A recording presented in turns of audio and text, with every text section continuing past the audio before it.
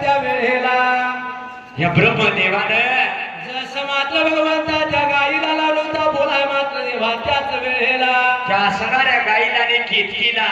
होता सांगायला गोड गुलाबी लागला लावायला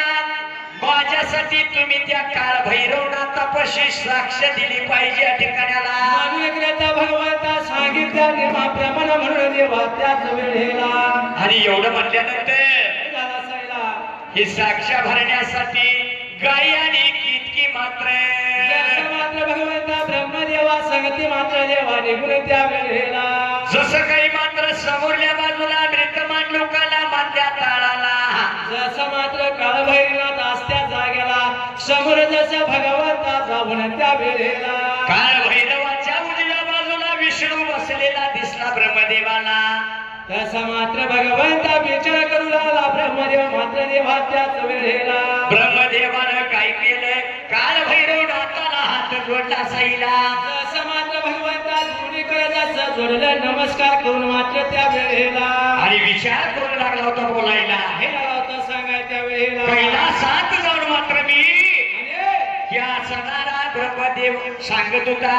काळभैरवनाथाचा मुकुट पाहून आलो या ठिकाणाला मानविक्रेता भगवंता म्हणून साक्षी देण्याकरता गाईला संगती घेऊन त्या वेळेला बोलाया बोलायला लागेला बोलाया बोलायला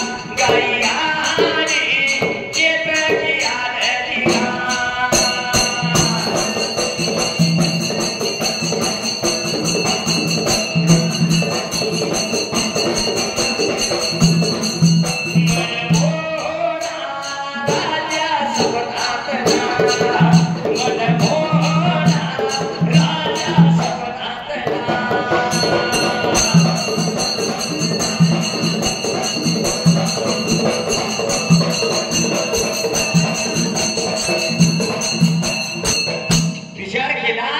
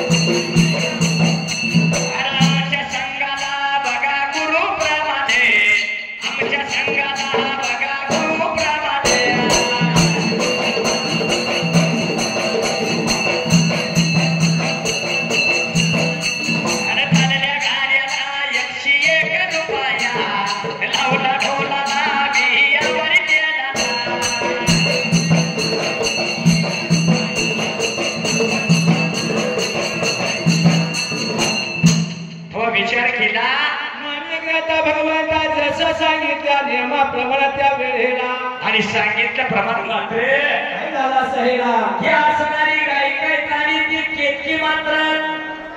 पुरावा देण्यासाठी साक्ष देण्यासाठी ब्रह्मदेवाबरोबर त्या काळभैरवाच्या समोरल्या बाजूला असं मात्र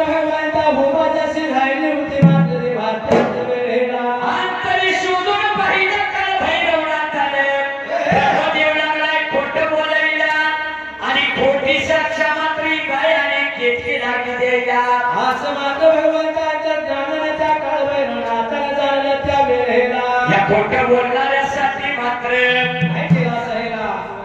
काही करावं ना आता टकुर फिरतय रे माझं बोलणं खरे खोट ठरतय रे काही करावं ना आता टकुर फिरतय रे करावं ना आता टकुर फिरतय रे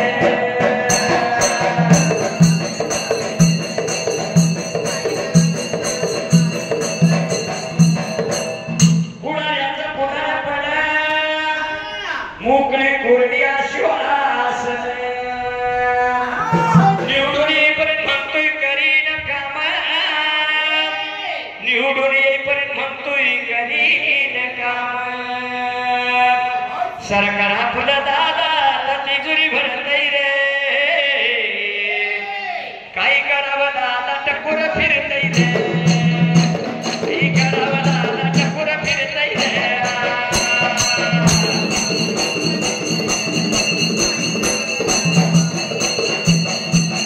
आणि उरुस गावची जत्रा वर्गणीला कारभारी सतरा वर्गणी शिवाय तर चालत्या काय हो जत्रा वर्गणी शिवाय जत्रा होतच नाही आणि म्हणून करता काय म्हणले आणि उरुस गावची जत्रा वर्गणीला कारभारी सतरा बरोबर आहे तमाशाला म्हातारा बोतरा होय खराय खराय आणि ते बोतरा म्हातारा काय म्हणतोय माग विसरणाला भोर बी होईना अरे माग विसरणाला बाजूला बी जाईना